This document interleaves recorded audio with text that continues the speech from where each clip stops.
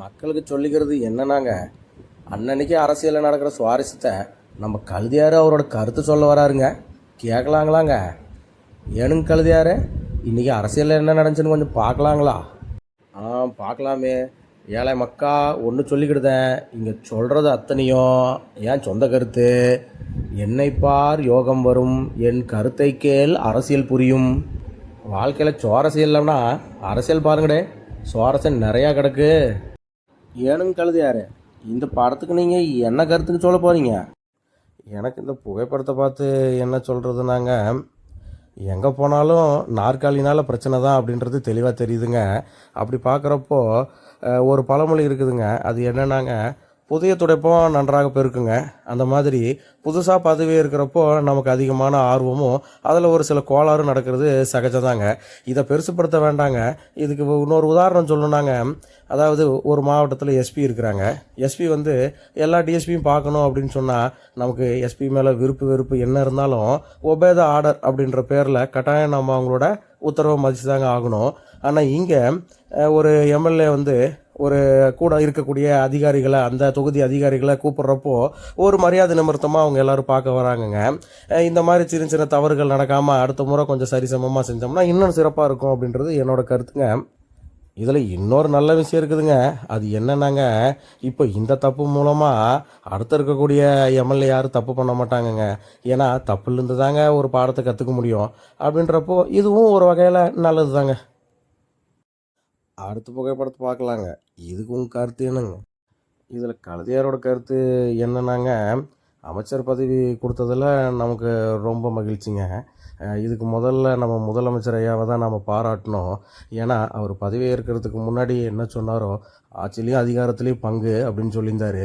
தேர்தலுக்கு பிந்தைய கூட்டணியில் இருக்கிறவங்களுக்கும் ஆட்சிலையும் அதிகாரத்துலேயும் பங்கு கொடுத்துருக்கிறது ரொம்ப வரவேற்கத்தக்கதுங்க. இதை நான் ஒரு உதாரணத்தோடு விளக்கலான் இருக்கிறேங்க. ஒரு மஞ்சப்பையில் 3 கிலோ அளவுக்கு எடையுள்ள ஒரு பொருள் இருக்குதுங்க. அந்த மஞ்சப்பையை நீங்கள் வெறும் ஆள்காட்டி விரல்லையே கூட தூக்கிட்டு எவ்வளோ தூரம் வேணாலும் போக முடியும். ஏன் நடு விரல், மோதிர விரல், கட்டை விரல், ஏன் துண்டு விரலில் கூட தூக்கிட்டு போக முடியுங்க. இதுக்கு முன்னாடி இருந்த ஆட்சி அப்படி தாங்க இருந்தது. ஒரே 5 விரல் இருந்தாலும் ஒரே விரல் மட்டும் பயன்படுத்திக்கிட்டு இருந்தாங்கங்க. அப்படி பயன்படுத்திக்கிட்டு இருந்தால் உடல் வந்து ஆரோக்கியமாக இருக்காதுங்க, கையும் வலிமையாக இருக்காது. அது பார்க்குறப்போ இவர் எல்லா விரலும் எப்படி ஒன்று சரிசமமாக இல்லை அப்படின்னாலும் எல்லா விரலையும் பயன்படுத்தி அந்த 3 கிலோ பொருளை தூக்கிட்டு போனோம்னா எவ்வளோ தூரம் வேணாலும் போகலாம், நமக்கு களைப்பு தெரியாது, அதே மாதிரி வலின்றது இருக்காதுங்க. இது வந்து ஒரு நல்ல அரசுக்கு ஒரு ஆரோக்கியமானதுங்க. அந்த அடிப்படையில் பார்க்குறப்பங்க கிட்டத்தட்ட 60 வருஷமாக அதிகாரத்தில் இல்லாத கட்சிக்கு நல்லதுங்க. அதே மாதிரி கட்சி ஆரம்பித்து கூட்டணிக்காக மட்டுமே இருந்த அவங்களுக்கும் இன்றைக்கி அதிகாரத்துலேயும் ஆட்சிலையும் பங்குன்றப்போ ரொம்ப சந்தோஷமாக இருக்குதுங்க. ஆக மொத்தம் அவங்க பதவி இருக்கிறப்போ பலதரப்பட்ட மக்களுக்கும் நாங்கள் வந்து நல்லது செய்வோம் அப்படின்றத இன்றைக்கி நிரூபிச்சிருக்கிறாருங்க. இதில் இன்னொன்று என்னென்னாங்க, இருக்கிற அமைச்சர்கள் அவங்க தேர்ந்தெடுத்தவங்க எல்லாருமே நல்ல இளம் வயதிலிருந்து வயது அதிகமாக இருக்கிறவங்களும் இருக்கிறாங்கங்க. அதை பார்க்குறப்போ கண்டிப்பாக அவங்க இளம் வயதினர் முதிர்ந்தவர்கள்கிட்டருந்து கண்டிப்பாக நிறைய கற்றுப்பாங்கங்க. அதை விட ரொம்ப முக்கியமானது என்னென்னாங்க, இப்போது ஏற்கனவே பவர் சென்டர் ஒன்று தான் அப்படின்னு நம்ம முதல்வரையை சொல்லிட்டாருங்க. அப்படி இருக்கிறப்போ இப்போ இருக்கக்கூடிய அமைச்சர்களுக்கும் தனித்தனித்துவ அதிகாரத்தை கொடுத்துங்க அவங்கள சுயமாக சிந்திக்க வச்சு அவங்கள சிறப்பாக செயல்படுத்த வைக்கிறதும் முதல்வரோட பொறுப்புங்க. ஆதரிக்கிறேங்க. அடுத்த புகைப்படத்தை பார்க்கலாங்க. இதுக்கு உங்கள் கருத்து என்னங்க? இந்த பதிவை பற்றி பேசுனாங்க நாள் பூரா பேசலாங்க. ஏன்னா அந்த அளவுக்கு சுவாரஸ்யமான விஷயம் நிறையா இருக்குதுங்க. இருந்தாலும் ரொம்ப சுருக்கமாக சொல்லணுன்னாங்க, நம்ம ஒரு உயரிய பதவியில் இருக்கிறோம் அப்படின்னா நம்ம ஒரு நாணயத்தோடு நடந்துக்கணுங்க. அது வந்து கொஞ்சம் இப்போ தாங்க நம்ம கண் கூட பார்த்தோங்க. மக்கள் ஒன்று நினச்சாங்கன்னா அது கட்டாயம் நிறைவேற்றியே தீருவாங்க அப்படின்றது.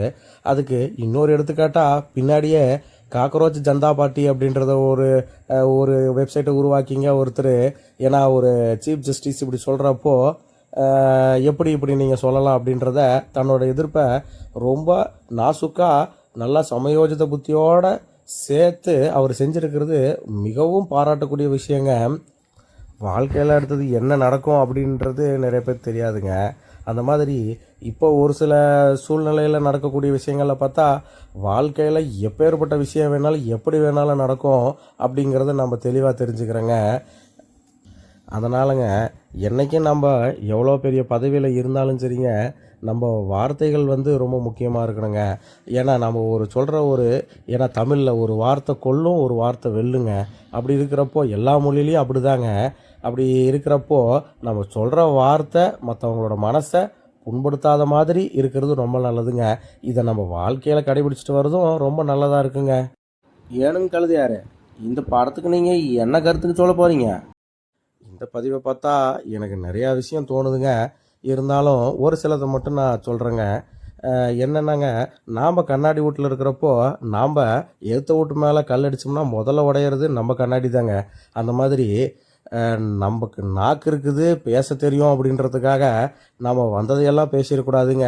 என்ன இருந்தாலும் ஒரு நாகரிகத்தோடு நடந்துக்கிறது தாங்க ஒரு நல்ல அரசியல்வாதிக்கு அழகு. அப்படி பார்க்குறப்போ என்னதான் முன்னாடி என்ன ஒரு வன்மையான சொல் அங்கேருந்து வந்திருந்தாலுங்க, இன்றைக்கி பெருந்தன்மையோடு அவங்களே கூப்பிட்டு ஆதரித்து அவருக்கு ஒரு மினிஸ்டர் பதவி கொடுத்துருக்கிறது ரொம்ப சந்தோஷங்க. உண்மையாலுமே அவர் நல்ல ஆளுங்க. கண்டிப்பாக நல்லது செய்வாருன்னு எதிர்பார்க்குறேங்க. அமைச்சராக பொறுப்பேற்றதுக்கப்புறம் கட்டாயம் யோசிச்சு பாருங்க, தேர்தல் அப்போ இப்போ இருக்கிற முதலமைச்சரை நம்ம என்னெல்லாம் சொன்னோம் அப்படின்ட்டு. அதனால் ஒரு குறை சொல்கிறதுக்கு முன்னாடி கொஞ்சம் யோசிச்சு பண்ணுறது நல்லதுங்க. ரொம்ப நன்றிங்க கழுதியாரு. ஏழை மக்கா.